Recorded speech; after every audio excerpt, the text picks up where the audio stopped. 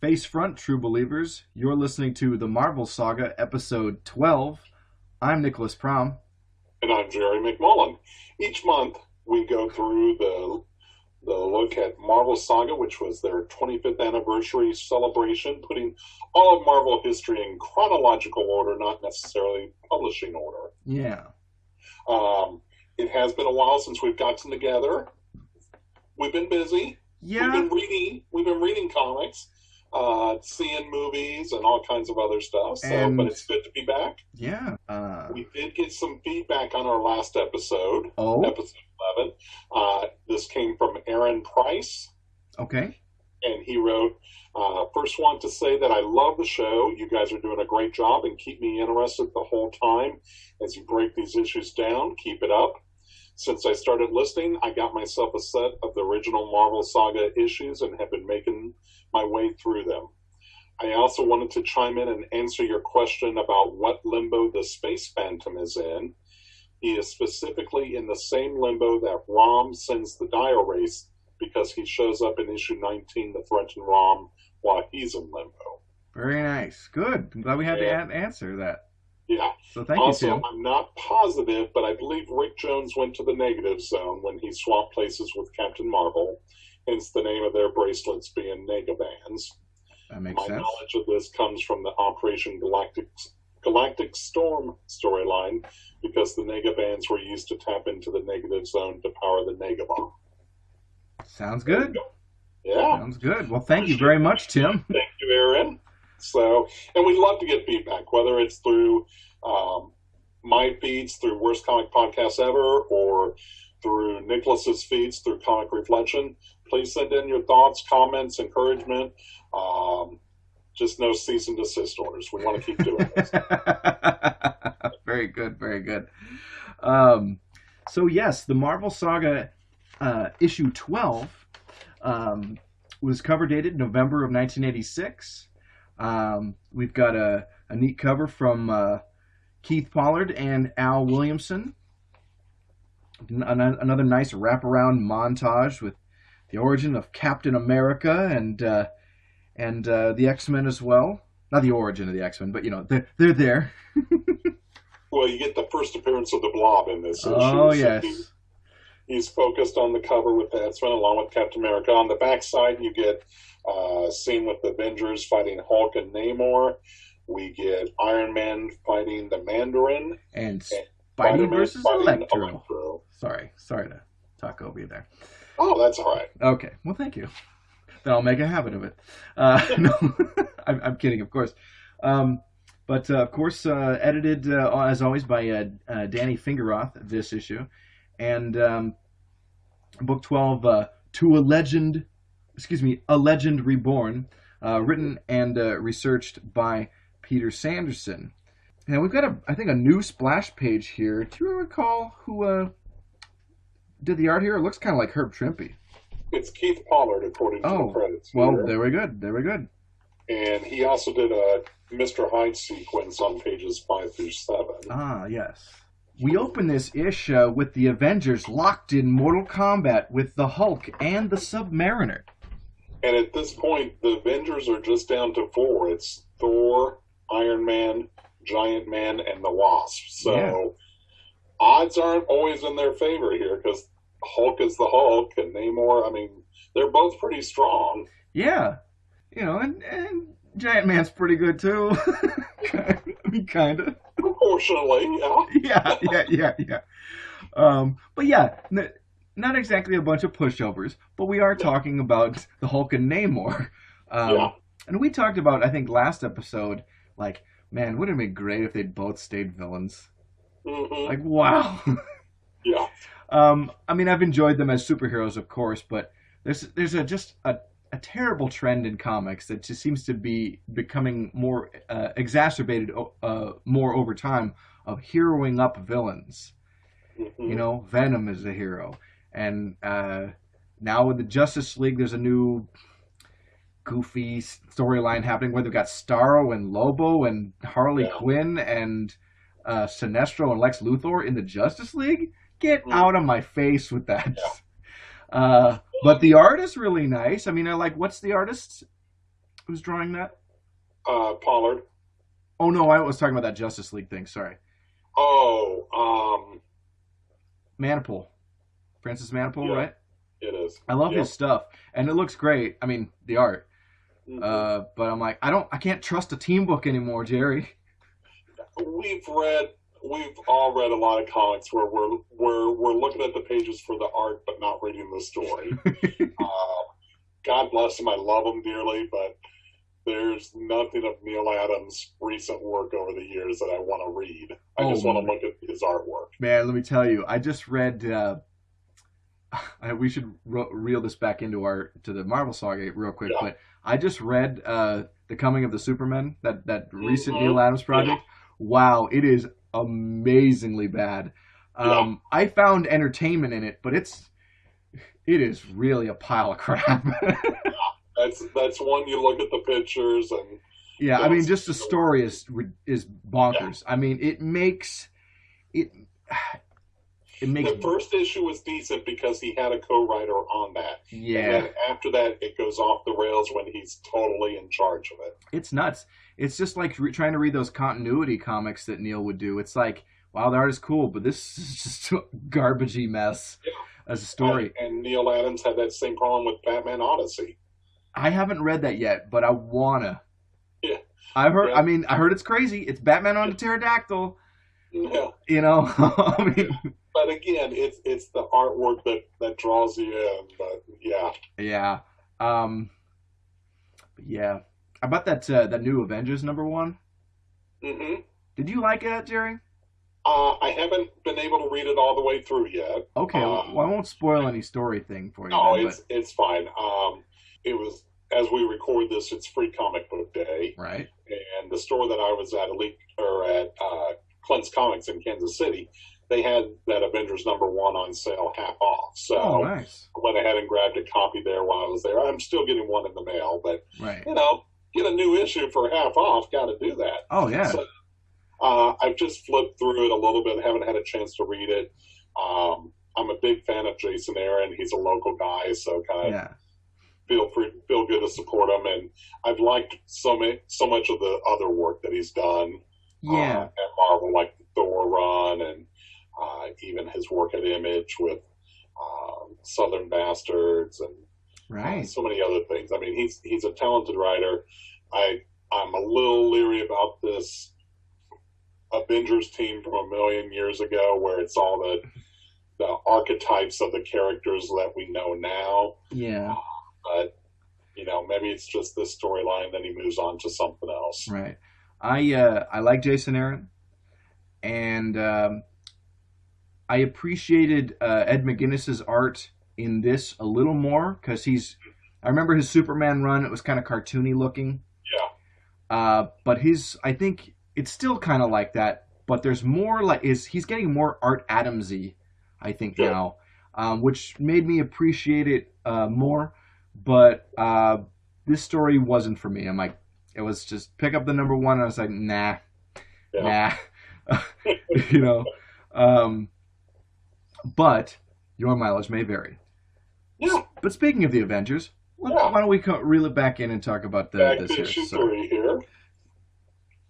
The Avengers are going toe to toe with the Hulk and Namor. We see the Hulk trying to. Is he trying to wrestle Mjolnir away from Thor there? yeah, and that's not gonna happen. Yeah. But he doesn't know about the magical properties of it. Yeah. Even though he was hanging out with Thor. Come on, pay attention, Hulk. But yeah, obviously he cannot wrest his hammer from him because he is not worthy because it's Yeah. enchanted and stuff. And so we even see the hammer returning to Thor as they're all trying to catch it as it flies by. And again, this is in the early '60s with the Hulk. His changes were more erratic. Oh They, yeah, they would just happen at the drop of with for no rhyme or reason. yeah. Which is And really easy for a writer. Like, cool. yeah. How about I have him turn back now? Hmm. Instant direction you can go in story wise. Yeah. And so, in the midst of this battle, Banner Hulk goes back into the Banner form, Mm-hmm. and that kind of breaks up the fight. And Banner takes off before anyone can see him because at this point he's still keeping his identity a secret. Right. It's not common knowledge that Hulk and Banner are one. And so, at that point, when it's just the Avengers against Namor, they're able to take him down. Namor escapes rather than go with the Avengers, and the Avengers go off trying to track him down. You don't see it here, but they get into their sub and they head out into the water looking for Namor, which my guess is Namor probably swims a little bit faster than that sub can go, but Probably. they've got good intentions here. Right. But, comics. Yeah. Uh, And so, we'll pick back up with the Avengers story shortly. yeah. But in the meantime, the Fantastic Four um, have another encounter with the Mole Man. Well, what's really cool here is we see they're starting to expand the powers of the team. Oh, yes. Sue realizes not only can she turn invisible, she can turn other things invisible and create these invisible force fields. Yeah. And even later on, they become like not quite Green Lantern construct level, but she gets to projectiles and yeah, and I think that stairways, whatever. Yeah, neat stuff. Neat stuff. So it definitely expands her role on the team, giving her greater use of her powers. Right. I mean, if all she can do is turn invisible, then she's kind of perpetually going to be the shrinking violet, and that's not very exciting. Yeah. And I think this is about the time when we see Johnny start to get more control over his flames to where he can leave his arms not on fire so he could carry someone. Right. The rest of his body on fire. So once again, they are battling the Mole Man, who was their very first foe back in issue 1. Yeah. And once again, the FF really don't have very much trouble handling the Mole Man. Right. He's such a fun concept, but it's kind of like every Mole Man story is relatively the same. Well, I'm back and I've got more monsters. Well, we're gonna beat them up, and and on and on. But I love this character despite any real reason to. And again, he was created at the time Fantastic Four #1 came out. It wasn't a superhero book. It was just an adventure book. Right. Superhero books weren't in at Marvel at that point. Right. And so the Mole Man still remains the one throwback to that monster book era. Oh yeah. He's not he's not a villain to fight superheroes. He's a man who tries to control monsters. Right. So, yeah, and it's cool. It surprisingly works. Yeah. All right. Well, next up is where we get this new set of pages from Keith Pollard, where we are telling of Thor's encounter with Mr. Hyde. He actually meets this doctor by the name of Calvin Zabo. God bless these Marvel names. Right? And Calvin Zabo is just a real ass. Like, I always thought, like, wow, he's such a dick. Like, this jerkwad scientist. Well, it's interesting that, he's obsessed with the Mr. Hyde, Jekyll and Hyde from literature.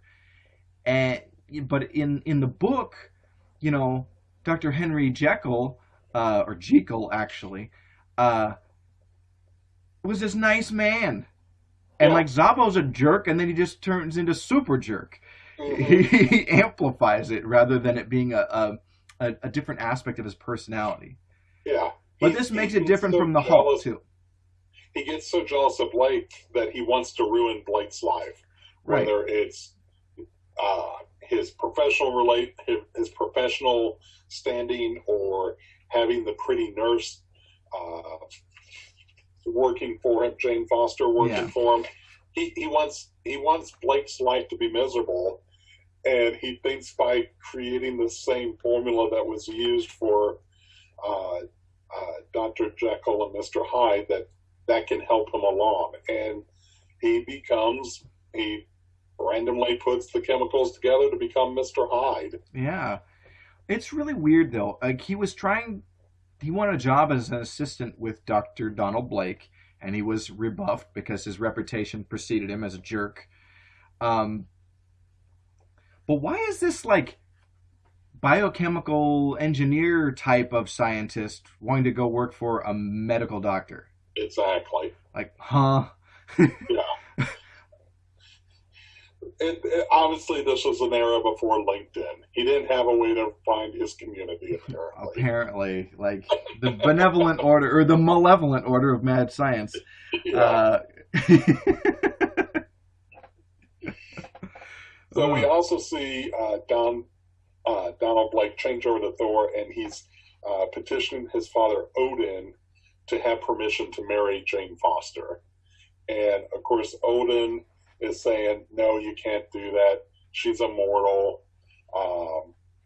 She's not worthy of you. Unless she can prove herself to me, she has no business being married to you.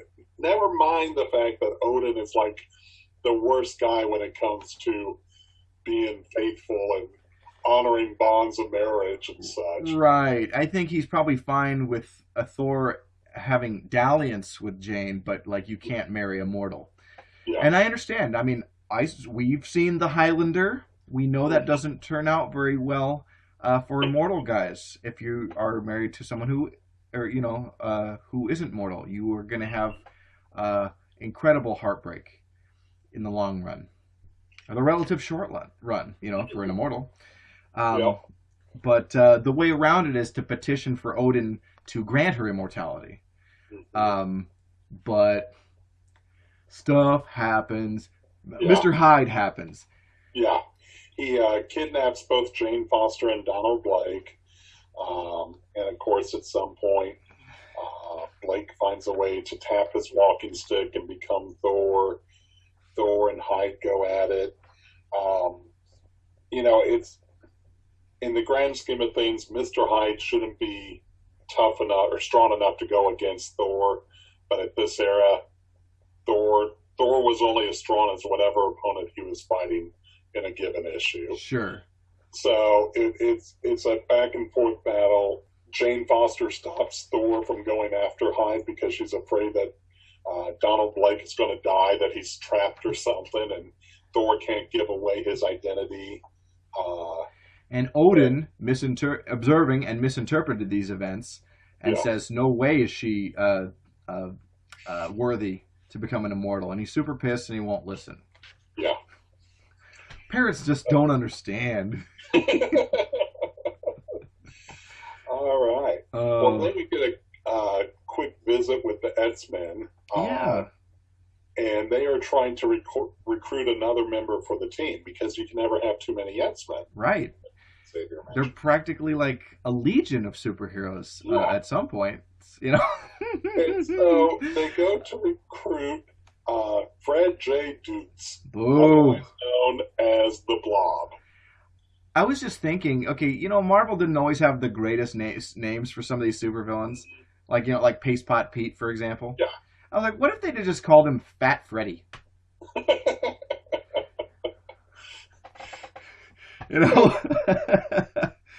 I'm still amazed by the Blob as a mutant character. Or Fat Antaeus, Yeah. But yeah.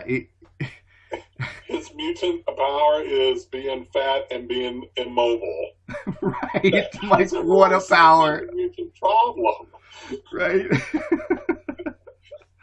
And I'll admit, I'm a little stocky at times.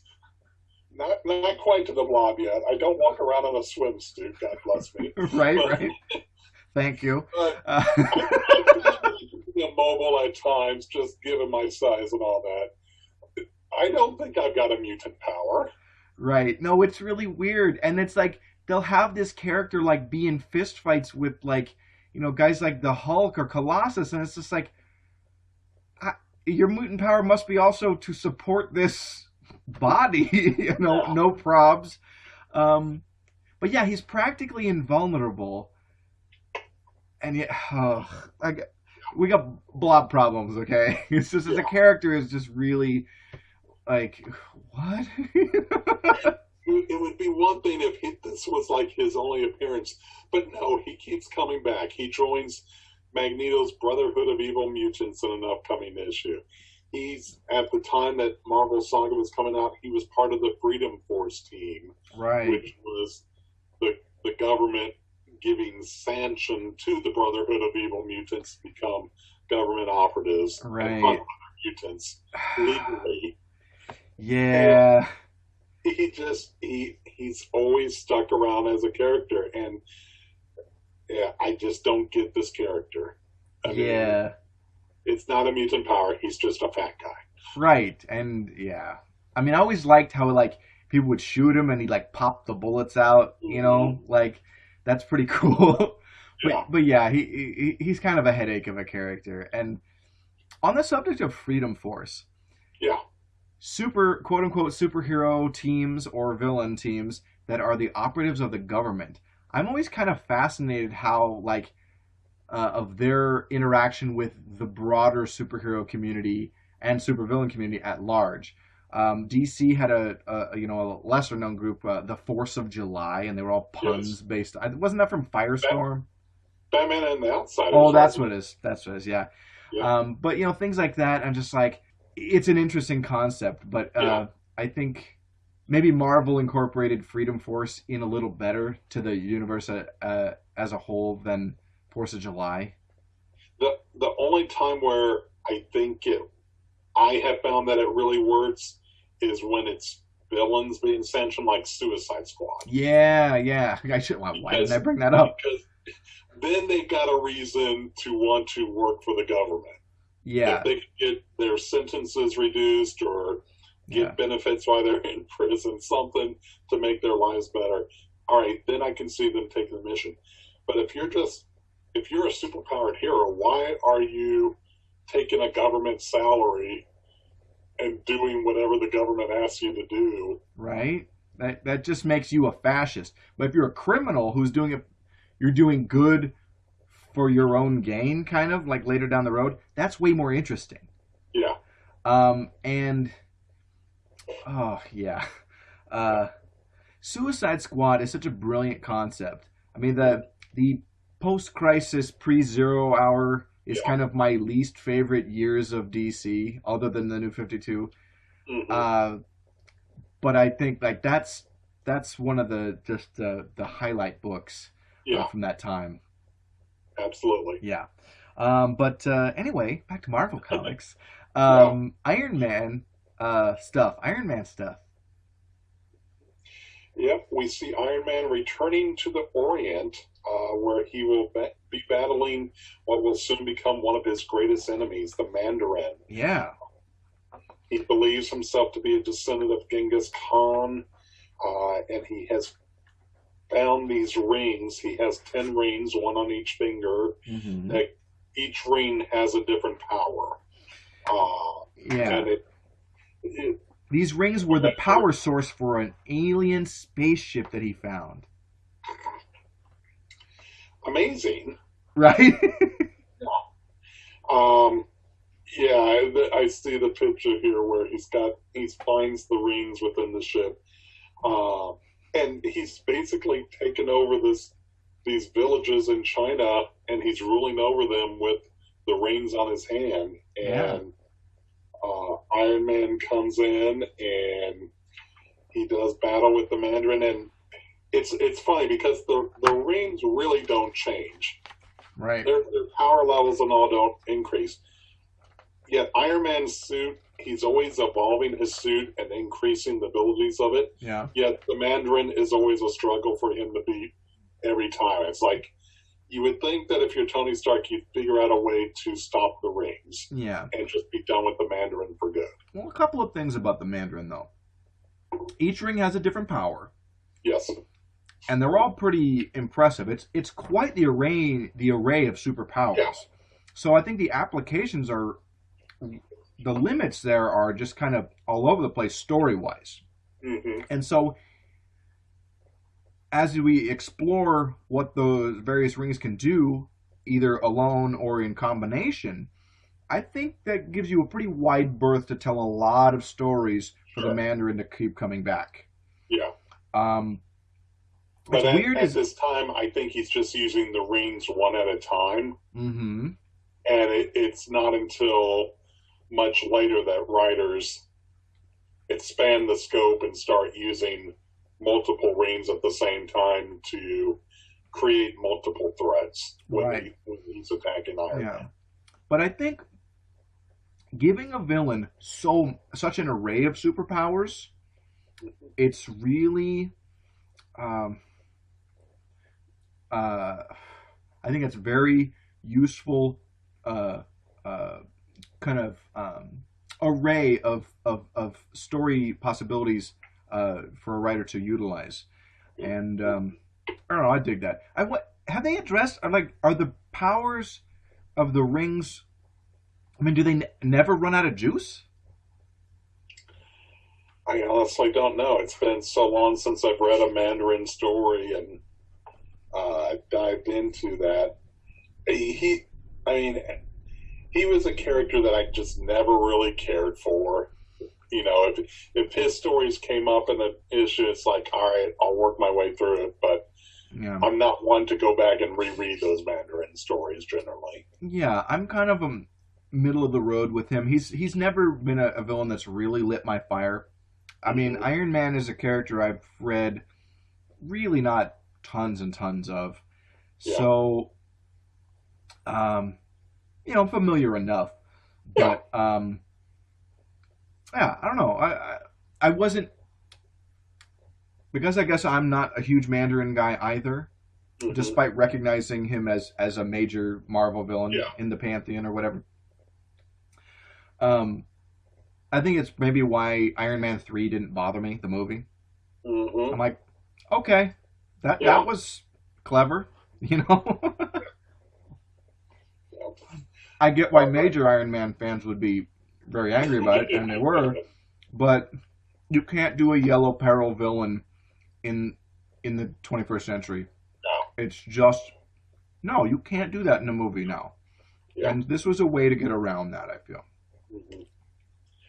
All right. So next we're going to jump over to Spider-Man, who is Hmm. fighting the newest villain to join his ongoing rogues gallery, which is Electro. Yeah. He is Maxwell Dillon, uh, electric lineman, hmm who has been uh, charged with the ability to control electricity, electrical bolts. And he's probably got the strangest costume. This headpiece that he wears to make it look like jumping electricity or whatever. It's hard to take this villain serious when he's wearing that costume. Yeah. Now I've always liked Electro, but Hmm. and when they've tried to do other things with his costume, it doesn't grab me. I mean, it is a ridiculous look Yeah. that I never want to see a variation from. I'm like, keep it, just Yeah. keep it. I enjoyed this character Yeah. despite the simplicity and the comical look. Hmm. I mean, I don't know. He's uh, something about a villain who just wants to rob banks. Yeah, I'm cool with that. you know. The other thing with a villain like this is it gives chance for Peter Parker to utilize his science knowledge to defeat the villain. Oh yeah, We see it with Electro and we see it with Sandman all the time. yeah, He's using stuff that he's learned in the lab or in a lecture somewhere in order to defeat the villain who doesn't quite understand how his powers work and what the limitations are with their powers. yeah. And I like in this one, Spidey he fights him, and then he has to come back, and he's got an insulated suit to protect him from electricity, and then hits him with the fire hose. Yeah. Which, gosh, that's so embarrassing. Like, as a villain, like, oh man, all you have to do is get him wet. Done. Like, okay. um, but yeah. Oh, Electro. Yeah. But Spidey and Betty Brant are in love, or falling in love, and also there's mysterious secrets that they both have from each other. Dun dun dun. And we know what Peter's secrets are, that, he's Spider-Man and all that. But we don't have any clue yet as to what's going on with Betty. And she just kind of remains mysterious. She kind of comes and goes. And don't quite know what to make of those two. You kind of want to root for them, but you kind of feel like something's not going to work out for them. Right. Yes, we shall see. But we check back in with old Prince Namor. Yes. Who has come upon some Eskimos who are worshiping a figure trapped in ice? Yeah. How weird. Now, again, this is the one part of the story where I always get a little confused with everything. Generally, aren't Eskimos from Alaska? Yes. Yeah, Alaska and and actually up in like regions of Russia too, but yeah. Okay. All right. But that's along the Pacific coast. Yes. Okay. Although I think at some point the Atlantic touches up there on the other side of Russia and stuff. All right. I've always wanted to figure out the Eskimos are worshiping Captain America's body that's frozen in this ice. Right. Captain America, at the time that he went frozen, we'll see it later in this issue, he was chasing after Zemo. He got on a plane that was strapped with a rocket that was leaving England. Yeah. Head to America to stop it from exploding in America. And the plane and Captain America go down in the Atlantic. Oh, well, see, I always figured we got frozen maybe in the upper Atlantic, and just drifted off. Yeah. Over to here. I just always was curious as to quite how that chunk of ice got from the North Atlantic to. Well, ice flows. Or not tides, but currents in the ocean could take it. It's possible, yeah. Yeah, plus it is a comic book, but yeah, I'm just trying to no prize it here, okay? Sure. Yeah. Appropriate, I think. Yeah. One thing that bugs me about this is the Eskimos. Mm-hmm. Is that it's 1964, 3 or 4, okay here. It's not like these people don't have television or haven't kept up with the modern times. Yes, they live in an Arctic region. They're not cavemen. Yeah. And so it's weird we're looking at it from modern lens, looking back then, but it's just sure. It seems kind of ignorant to think that Eskimos would be, or Inuit, I should say, would are carrying on this a pagan primitive practice. Sure.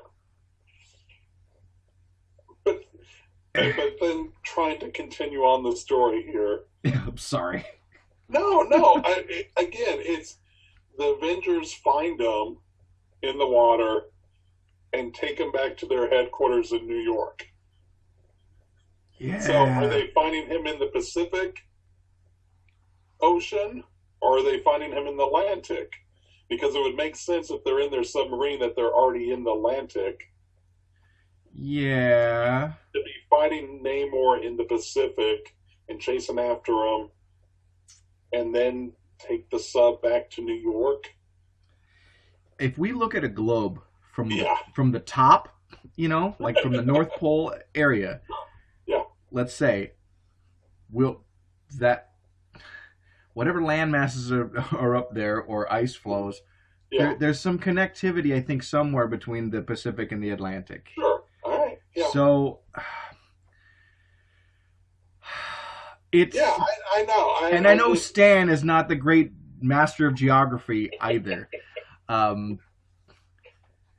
it's just stuff that has bothered me for years and years. this aspect of this, I never gave it a thought Yeah. until now. I'm like, jeez, oh my gosh. But yeah, I I cannot. So anyway, Namor is not going to let these Eskimos worship this false god. He picks up this iceberg with Captain America's body in it and tosses it off into the water. Right. And we'll pick back up with that story later on. Yeah. Meanwhile, the Fantastic Four are fighting Doctor Doom yet again. What?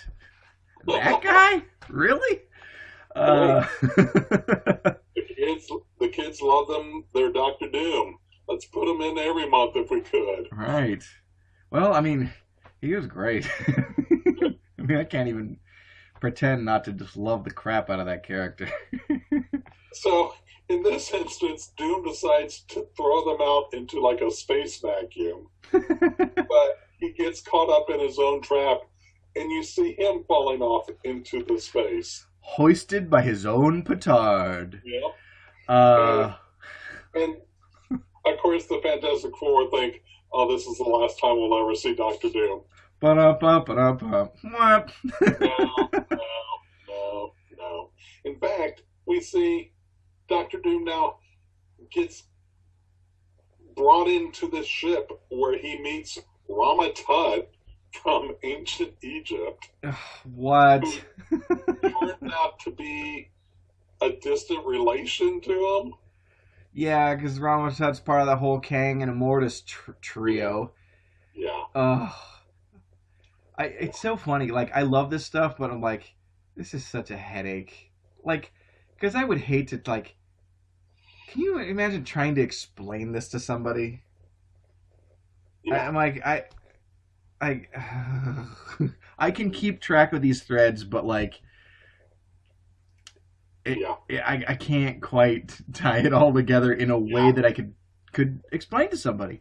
All of that stuff with Kane and Immortus, to me, it got super complicated in the 70s when Steve Englehart was writing the Avengers. Mm-hmm. And it just kind of kept getting more complicated, and you had duplicate lifelines crossing over and intersecting, and it's like, I need like an advanced degree to read this comic to make sense of this timeline that you're giving us. Right. Not to mention you get Franklin and gosh, what was Reed's father?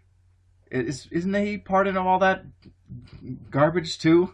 He becomes part of it during the John Byrne run, yeah. Oh, I thought it was a little later during the Paul Ryan when he was drawing it. Not No, the... it started around 270, 271. Okay, you know this way more than I do. But I remember that stuff coming up during those years. Yeah. Oh, the world's greatest comics magazine, the world's most convoluted headache. All right, so now we get back to Spider-Man, and I love this part. Oh, this is great. Aunt May is on her deathbed. Right. During Spidey's battle with Electro and Electro's rampage, Aunt May had to have an operation, and she needed a blood transfusion from Peter.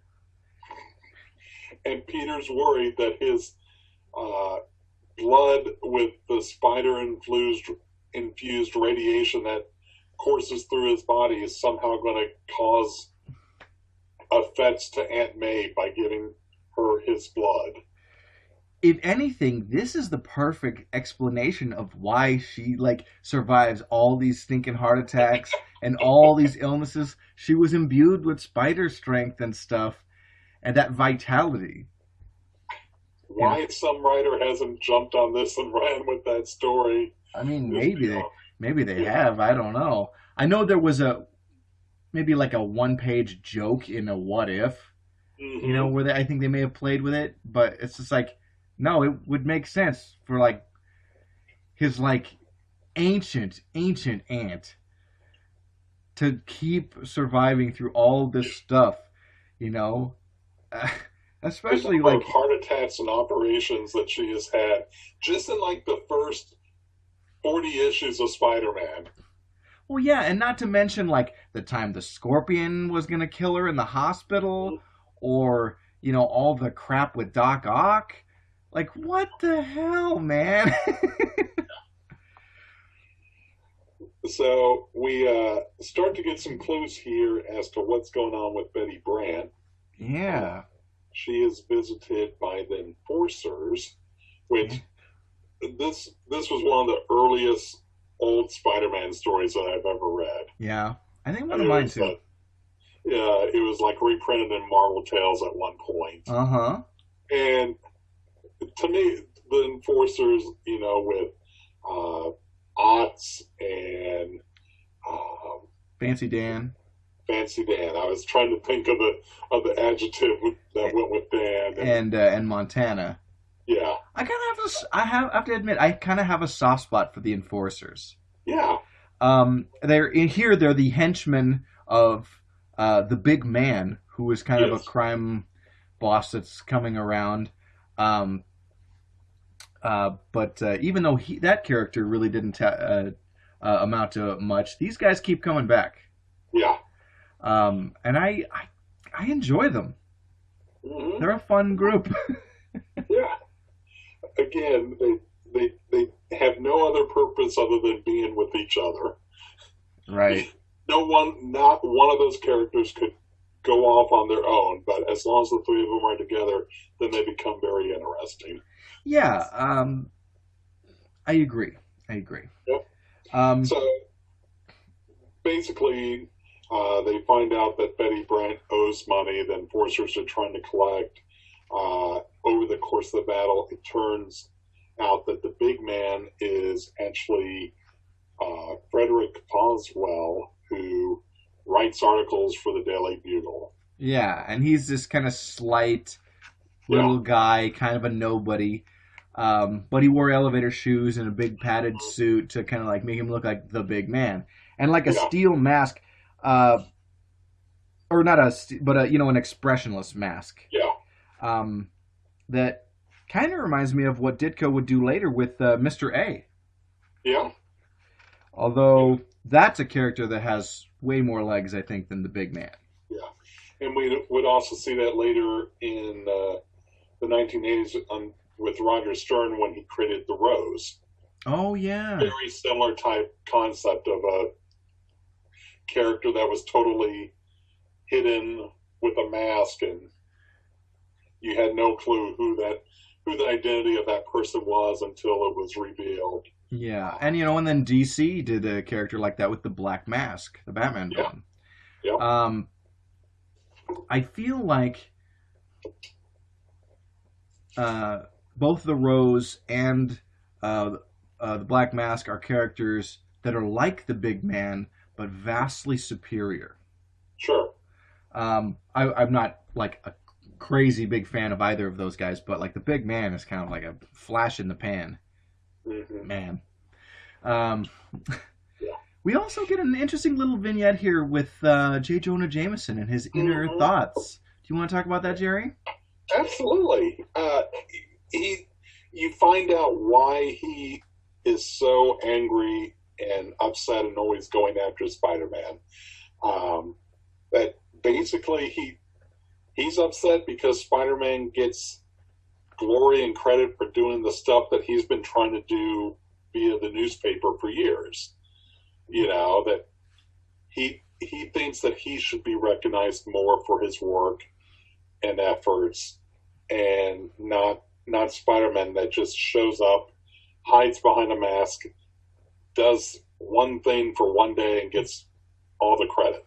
Sure, and you know what? He says he's jealous because and envious because Spider-Man is brave and does all these daring things, and he kind of admits to himself that he could never be like that. Yeah, And while this is great, it also kind of makes Jameson going forward a joke. Yeah, Because now we know this, he's a cartoon. Like, I want pictures of Spider-Man, but, or like that wall crawling menace, all the time. Uh, but the jig is up here. It's like, yeah.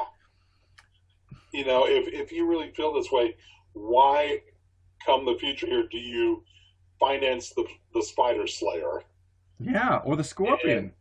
the Scorpion? I mean, it it may be a case where, again, I think so much of the time Stan Lee was just writing stories and not realizing that he was building a universe. Right. I mean, I think a lot of it is just kind of like fly by the seat of the pants, go with the first idea you got. We'll hash out, make it all work later. Because tomorrow the industry, the bottom could fall out of it. Yeah. And I understand that as a very real bit of Hmm. historical context. Yeah. But even though like DC was more staid and square in their approach up until really until the late 60s, Yeah. um, I feel like they had a bigger game, a better game plan for world building, Hmm. um, in a way that was more manageable. Yeah. I mean, I The, don't know. the, yeah. The thing that I always saw with DC is that for the longest time they were so siloed. You were either part of the Superman family under the Superman editor, you were part of the Batman, or you were part of everything else. Sure, they had And those so, editorial fiefdoms, but it yeah, allowed people to just say like, okay, yeah, this guy, these people exist in the same world as Superman, but we're just telling stories over in this side over here, and we might reference it, but really mhm, they're just doing their own thing over there, and it allowed. I think DC has a lot of different vibes going on mhm, throughout those various editorial groups, whereas yeah, Marvel has kind of one vibe. And if yeah, you're into that vibe, awesome. hmm, But like yeah, DC, there's something for any taste. yeah. The problem was you didn't always necessarily know that you were part of that same universe. I mean, Right. if you were to pick up Metal Men, you wouldn't know that they could meet Batman or cross over with Superman just by reading that comic. There was no indication that they were part of the same universe. That's true. I mean, like I said, a lot of times the references to other aspects of DC comics are just kind of a, a stray line here and there. Like, okay, Yeah. yeah. But I think what we can chalk this up to is the strength of weak ties, Hmm. which um, tend to be uh, very more valuable than they seem immediately. If you want to connect the dots, they're there for you. If you don't have to worry about it. Yeah. And with Marvel, with being so interconnected, if something's like, wait, what about this stray wire over here, or plot element? Well, oh crap, now we have to figure out a way to explain it. Yeah. And of course, that you'll get that at DC too. But I don't know. Is this rambly or does that make? Am I making a lick of sense, Jerry? You are. You are. Okay. You're doing good. Yeah. Okay. Our fans are going to love this episode. Oh, I hope so. I hope so. All right. Well, what's funny is why, going back to the story here, why J. Jonah Jameson is lamenting his situation and how he can't be the man that Spider Man is. Spider Man is all down in the dumps, feeling like he can't help Aunt May, and that he's just gonna be the death of her because he knows that something he's gonna do as Spider Man is gonna hurt her at some point, Right. and she's feeling the same way. She feels like she's driving off Peter, and I, it's really interesting how he's focusing on the emotions of the characters, because that's in comics at that time, emotions weren't a topic. Right. So, Feelings are weird. yeah. You're not supposed to have those. Um, but yeah, I mean, like, it's the big difference in the two major publishers. Hmm. Marvel is character heavy, or character driven. DC is plot driven. Yeah. You know, mostly. But Yeah. yeah.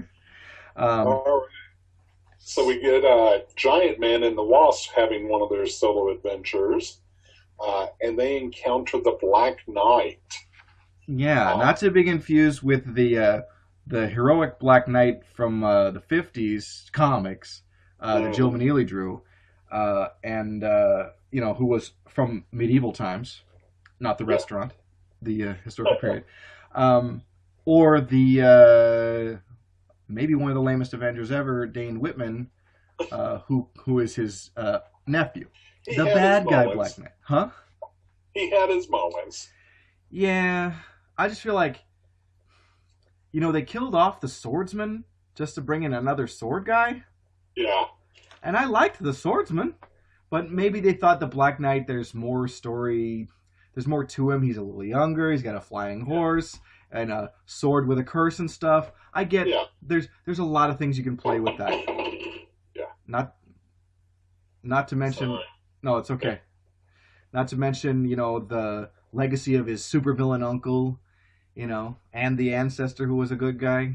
So Hmm. I get it, but still like the Yeah. swordsman better. You're still at a point where they're building the universe, and Stan was willing to borrow from any and all sources to create his characters. Oh yeah. You can say that Hulk is a version of Dr. Jekyll and Mr. Hyde, and to tie the Black Knight back to King Arthur and the Knights of the Round Table, that's just another way to bring story elements into the comics to meet that monthly deadline. Yeah. All right, so we get back to the Avengers. Yay. They tell us weeks have passed, but they're still going out in the sub looking for Namor. It's just like, why don't you just be on the ready for when he strikes again? Yeah, yeah. I don't know how well they're going to get radio signals down underwater. Right. Uh, Yeah. but as they're going through, they discover. I just realized, I'm like, I mean, how big could the ocean be? You know, like, what's the big deal? We'll find him. Yeah, yeah. Sorry. No, that's all right. So as they're out in the ocean looking for Namor, they discover a body floating in the water, and of course they reel him in, and they tear off the tattered clothes that he's wearing and realize that it's Captain America. Wow. Who'd have thunk it? Yeah. And sure enough, Captain America wakes up and he's screaming for Bucky, and he attacks the Avengers, and before he kind of comes to his senses and realizes, oh, I'm still alive, Oh, and Bucky's dead, and where am I? Oh, and what year is this? right? It's a Yeah. lot of stuff. And, you know, I think, like, what do you think about Cap as, like, the guy with PTSD? With survivor's guilt? It is all over the comics in the 1960s. Oh, yeah, I know. And Yeah. I've read them. Yeah. But, I mean, just, like, what do you think of that as a character and story element? It would make much more sense for everything that goes on in the comics with him. Yeah. Just because otherwise it looks like he's got a very unhealthy relationship with a young ward by the name of Bucky. Yeah, he seems really obsessed with it. Like, he can't shut up about Bucky. Yeah. And it's just like, you know, you knew other people, right? What about all the people who are dead now or old now that you Yeah. knew and cared about? None of that occupies your thoughts? Yeah. But,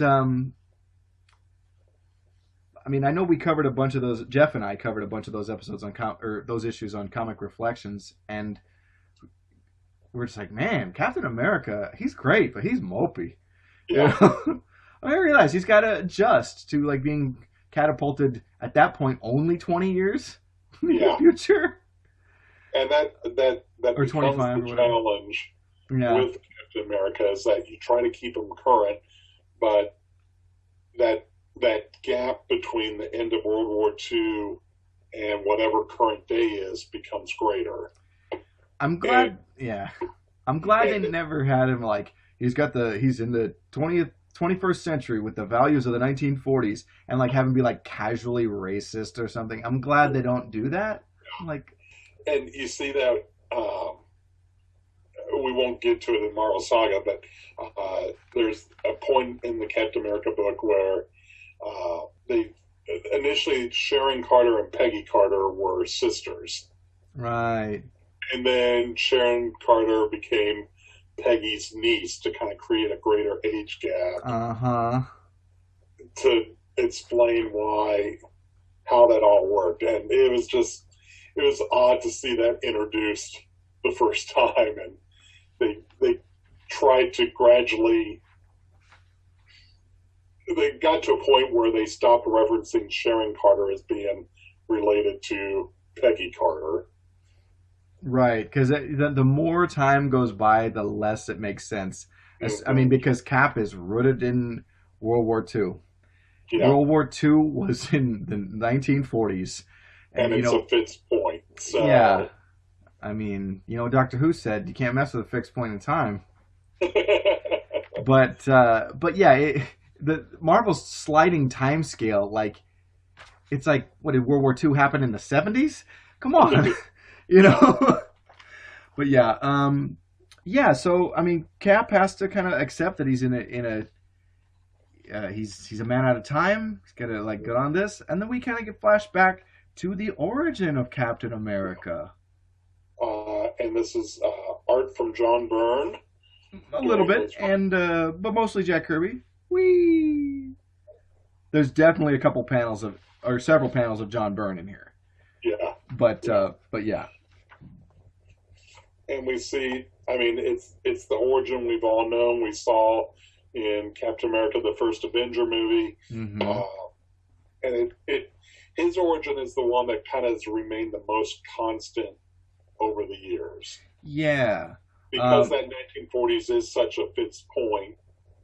There hasn't been the need to bury the origin as much as any of Right. the other characters. So If I remember correctly, the 1940s origin is it he just takes the formula and then gets the powers, or is it the Vita rays is an element they did when they kind of dusted it off in the 60s? Was it always the two things, or was it just the one thing? I think it was always the two things. Okay, maybe I'm misremembering, which happens. I mean, Yeah, yeah. Um, I because I think that was part of the problem in trying to recreate all the different attempts to recreate it was you couldn't get the right combination together. right, but Steve was just right. Okay. Yeah, yeah, One difference in the Golden Age origin and the 60s revival origin is the name of the scientist who came up with the process. In one, okay. it's Dr. Reinstein, and the other one's Dr. Erskine. And in this, it explains that one of those was actually an alias, a code name. And so we're able to brush Mm-hmm. that under the rug, like, oh, it's not inconsistent. See, it was a different name he was using. So, Yeah, which kind of works. It works well enough. yeah, Um, but yeah, and of course we get the dynamic origin of Captain America, and I think it's got to be like, there are a handful of superhero origins that are just like so classic, it's so perfect. mm-hmm. Caps, Superman, Batman, the original Captain Marvel, and I think Yeah, Spidey's. I mean, those are really that's the mm. stuff, baby. Um, a lot of other ones are kind of not as dynamic or memorable. Or they because they were a product of their specific era, they have to get tweaked to stay current. Yeah, You know, the Hulk Iron gamma Man bomb, can Iron Man can't be injured in Vietnam. right? You Or gotta let him be Korea. aware. The first one Yeah, was Korea. that's right. Um, but yeah, Yeah, the Fantastic Four can't be racing to beat the Russians just to space. and see, that's the one. It's just like that's why they can never work in a movie unless you make it a period piece. Hmm. Which is really, I hope, what Marvel does. Do it, make it a period piece, and then they get like blasted forward in time or something. Yeah. To say they could say like when we discovered the negative zone, it was able to transport them through time or some Hmm. crap. Yeah. Whatever. So they could be like 1961 people out of time, and that could be very interesting, like Captain America. Yeah. And you could still have retain a very classic Fantastic Four feel. I think they've Mm. suffered so badly in the movies because, well, what do we do with this origin? That doesn't work, Yeah. So, Yep. but yeah, Captain America beats up Nazis, Yep. and that's real good. We see Captain America meeting Bucky for the first time, where Bucky stumbles into the tent as Steve Rogers is changing into the Captain America uniform.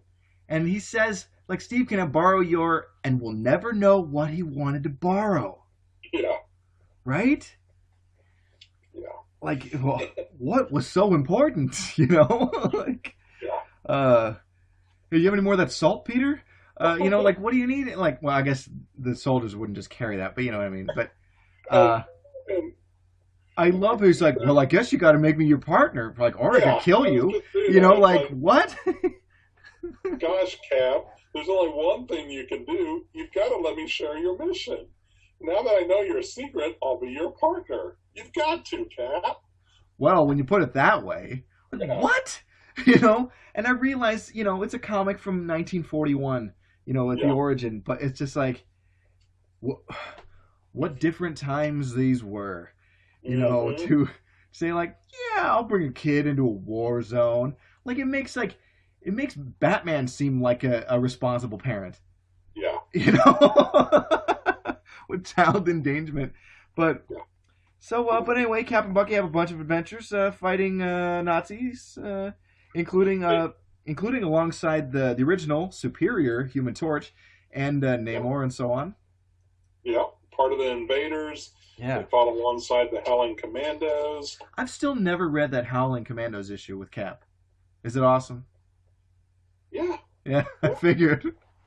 It, I've read the Essential Sergeant Fury, Yeah, uh, and that was probably the one issue that stood out the most. man, Sergeant Fury and the Howling Commandos is just like that's a hard book to read because war is serious, and Hmm. they're just yucking it up all the time.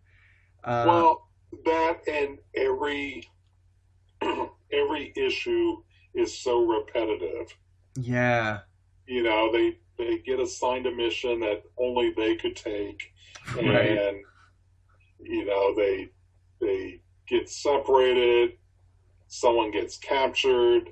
Nick Fury has to come in and save everyone at the end. Mm, It it and that's the problem with so many of the war books. I just finished reading one of those Showcase Presents Sergeant Rock, and it's like oh, just every time you're telling the same story over and over. because I was just gonna say like, man, this is what makes like this is why like I think Sergeant Rock is so superior to Sergeant Fury and his Howling Commandos because Rock and Easy Company, they're just slogging through the war, doing this dirty, crappy job, and just having like it's there's a lot of really human condition oriented stories, and like the Howling Commandos, it's like wahoo, we're just joking around while like like people are dying, like what, So, I mean, we'll have to agree to disagree, Jerry. I gotta say, Yeah, yeah. Have you read the Sergeant Rock issues where he gets teamed up with the the Haunted kids of the Tank. French Resistance? Oh, with Mademoiselle Marie. No, no, no. Um, let me see if I can. Oh, the Kid Gorillas of Unit 3. Mm, maybe. That sounds kind of familiar. I might have read that one. Yeah. But, uh, We'll talk some more offline. okay, maybe. Yeah. Uh, but I mean, children in combat are a ridiculous thing to me. It's why I can't get behind like the boy commandos. Yeah. And that's like my one where I just a hard pass on a Jack Kirby thing. Like, nope. Yeah. Uh, but anyway, Captain America also meets Baron Heinrich Zemo, who wears a Mm-hmm. hood, and he invents this this super glue called Adhesive X.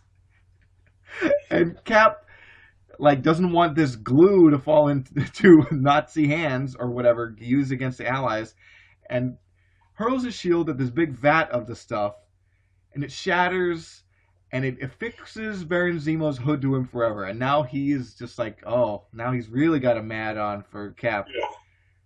This is one of those what the hell kind Yeah. of things. Like, how does he eat? And what kind of glue? Like, can you even store, let alone do anything with if it's like basically unbreakable? It would have to be solid. Yeah. Yeah, it is such an implausible thing. How bad does that hood have to stink? Oh, it's gonna If be he can't take it off, disgusting. I mean, what? Yeah. Yeah, no, It's, it's he's just got to be like, ugh, yeah, just really gross. Now, when I yeah. like Zemo as a villain, but I'm like his origin, I was always just like, wait, like, how does he eat or anything? You know, Mm, does he shower with this thing on and does it get all mildewy and gross? You would think it would rot off him, yeah. especially because he hung out in the jungle for decades. Yeah. I mean, uh, so he would have like the goop on him still, but not the actual hood. yeah. Comics, What are you gonna do? right? You're just gonna keep on reading them. So he has a fight with Cap and Bucky and straps him to this rocket, which they get off of. But Bucky dies and stuff. Yeah, they chase after the plane. Uh, Captain America falls off. Bucky's trying to defuse the bomb. Plane goes off. The bomb goes off. Plane explodes. Bucky apparently dies, although he got brought back about 10 years ago. Yeah, Uh, our time. Yeah, yeah, yeah. yeah, Captain America falls into the cold waters of the North Atlantic, and because of the chemicals in his body, rather than die, he just kind of went into a suspended animation, and with suspended animation is one of my favorite comic or concepts in all of science fiction. mm-hmm. Love it. Anyway, sorry. Yeah, But anyway, so now the rest is history. yeah, So we cut back to Cap at, I guess, Avengers Mansion. mm-hmm. And he's like daydreaming about Bucky. Again, Man, very creepy. very creepy. And then Rick Jones shows up, he's looking for the Avengers or whatever, and Yeah, he bears a resemblance to Bucky. And boy, Cap comes on like Gary Busey. Like, it is so unsettling here how like crazy he looks in this story. He looks nuts. yeah. Hey Rick, would you mind wearing Bucky's costume for a while? To be fair, that storyline, Rick put on a Bucky costume and Cap was pissed Yeah, at him at first. yeah, But then, they had some adventures where Rick was Bucky for a time. mm-hmm. Like in those Steranko issues. Yeah, Yeah. Woo! Good stuff. I'll never forget that fight in the graveyard with Hydra. yeah. So rad. So, Sorry. Captain America, he ends up joining the Avengers and becoming, for the most part, he becomes a founder of the Avengers. I mean, everyone forgets the Hulk being the founder.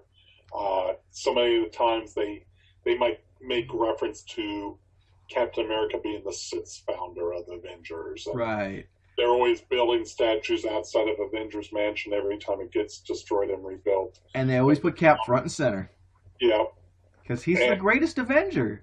he is. He is. I mean, I'm perfectly comfortable with him getting founder status, given that he only missed the very first 3 issues of the series. Well, right, and then it's like the original Avengers, they all bailed and left Cap, a replacement, to Yeah. lead a new squad of Avengers. And they were all former villains, going back to your point Yeah, earlier in the show. yeah. So, I like all those characters though, and yeah, I like them as superheroes. yeah. Um, Wanda and Pietro were never comfortable being with Magneto, and it was great that they broke away from him. But before we get before he joins the Avengers, he has an adventure where he fights this alien from the Dabari star system, and it's the asparagus or broccoli people that the Dark Phoenix killed in the 70s, Mm-hmm. or was it 1980 or something like that? I don't know. Into the 70s, early 80s, yeah. Yeah. But anyway, Cap teams up with the Avengers to beat up Namor, but Namor gets away, of course, because comics. But they ask him to join, and he's like, "Heck to the yeah." Yeah. I'm paraphrasing, of course. Got nothing else to do. Yeah, right. And even he ends up just becoming the de facto leader because he's Captain America. Yeah. I mean, you just end up, deferring to whatever he's Captain America. All right, And it's really odd. Reading those issues from like 5 to 15, Cap doesn't want to be the leader, and I think everyone is trying to push Cap to be the leader. Yeah. Well, and the big three of the Avengers have such a neat dynamic. Thor is kind of like, he's a god, and so he kind of does what he wants, but he's really noble too about it. But since he respects Cap, he just follows his lead because this guy is so valiant. He's as valiant as anyone who ever dwelt in Asgard. And Tony is the guy with the money and the tech and sets everything up. But even he just kind of like, yeah, Captain America, yeah, okay. I love it. I love these because all three of them are these very strong personality types, and under different circumstances, you could see them not coming together and gelling as pals, but they do. I love it. So anyway, the Hulk is mad at Bruce Banner and planning to destroy the Avengers, so he'll be back. Yeah, he realizes that Captain America has replaced him in the Avengers, and of course the Hulk, I'm not replaceable. He doesn't like that, and so. Well, you don't even want to be with them anyway, dude. What do you care? I know. He's jealous about Rick though because he knows Rick is around with the Avengers, and that's his buddy, his only friend. Mm-hmm. But it's like, dude, because you're such a beast to live with, man. Like. Oh my gosh, I am looking at the list of what's coming up next month in issue 13. Yeah, let's hear it. Oh my gosh. The greatest battle royale of all time as the Hulk takes on the combined might of the Fantastic Four and the Avengers, who wins. Oh, man, I love that story. Oh, it's so awesome. Yeah. Plus the complete origin of Daredevil, featuring Elektra. Mm-hmm. Plus, Cap comes face to face with Zemo. Plus, the origin of the Black Widow. Plus, Spider-Man, Doc Ock, the first appearance of the Green Goblin, the Enforcers, and more. Now we are really, really cooking in the Marvel Universe because all the fun stuff it has arrived and it's just going to be going. Yeah. And what this is kind of with issue 12. I mean, we're right at the halfway point. If you've been following along in the Essential volume, we're done with volume 1 now. Yeah. We're on volume 2.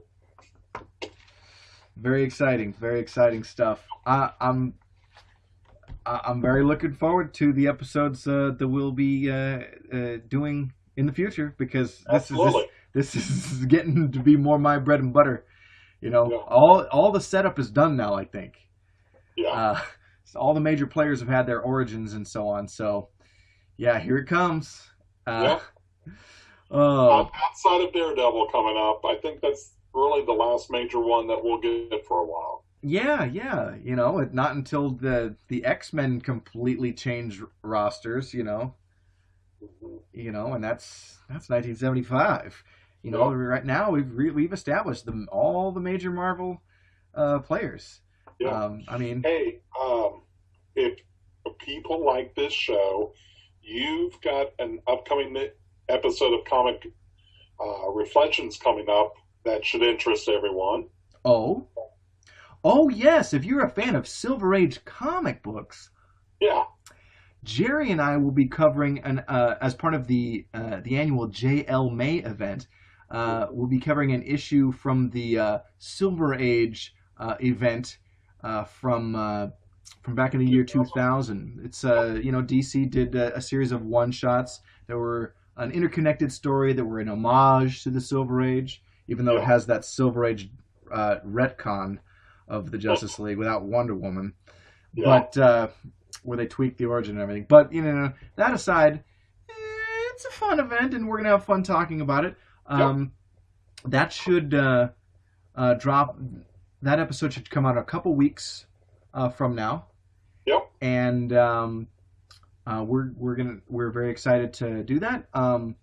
If you want to follow the JL May event, you should subscribe now to Justice's First Dawn, the Fire and Water podcast, Relatively Geeky, Coffee and Comics, Supermates, The Idle Head of Diabolou, Waiting for Doom, The Long Box Crusade, The Lantern Cast, Batgirl to Oracle, Comic Reflections, and The Cosmic Treadmill. That's a dozen podcasts, I know, but each of us are covering one part of that storyline, and I hope you folks will dig in and check that out. It's really going to be a lot of fun. Aren't they using the hashtag JLMay? Yes. So if you're out on social media, search for that hashtag, and you can find the episodes and any of the discussions going on. Yeah. And we'd love you to give our episode a listen. I think it's about time for us to wrap this up, Jerry. So, folks can find Jerry's other podcast, The Worst Comic Podcast Ever, on its own feed. Yep. And also his Essential Showcase blog, which is pretty nifty as well. That's how we became friends, because I found the Essential Showcase. I've been making a concerted effort over the last couple of weeks to get reviews out each week and having fun. And it's also one of those that I'm kind of getting towards the end. The number of books that I still have left to read is shrinking quite a bit. So. Yeah. And you're not too keen on like sword and sorcery stuff. You probably won't be doing the Conan phone books from Dark Horse, will you? I haven't decided what I'm going to do once I finish all the Marvel and DC volumes. Yeah. I've thought about that. I also know it's been under consideration. I might just leave Essential Showcase as it is and sure. And find a new project or something. There you go. So. Yeah. Because Dark Horse has put out some of those Marvels in like black and white phone book volumes. Like they did John Carter of Mars. Yeah. Which, that's a neat book. Mm-hmm. That's some cool stuff. I've got it all as the Marvel Omnibus, so. Very nice, very nice. All right. Yeah. Oh, yeah. So, I guess we should just say Excelsior. And good night, folks.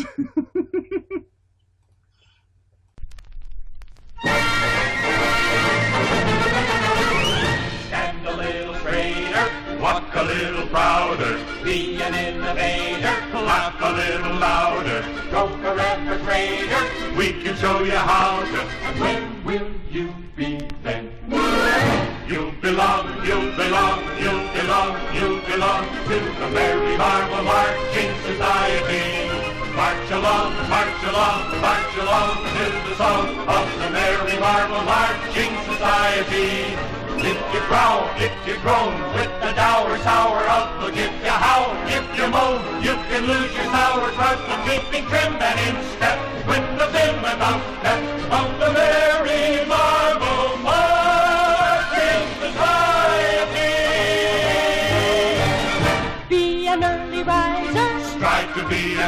ambitious. Speak a little wiser. Try to be judicious. Be a good advisor. Never ever vicious. And where will you be then? Base front. Lift your head. You're on the winning team.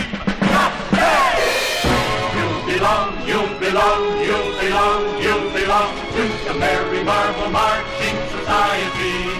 March along to the song of the Merry Marvel Marching Society. If you growl, if you groan, and your score is merely zero, do not howl, do not moan. You can be a superhero marching right along to the fighting song of the Merry Marvel Marching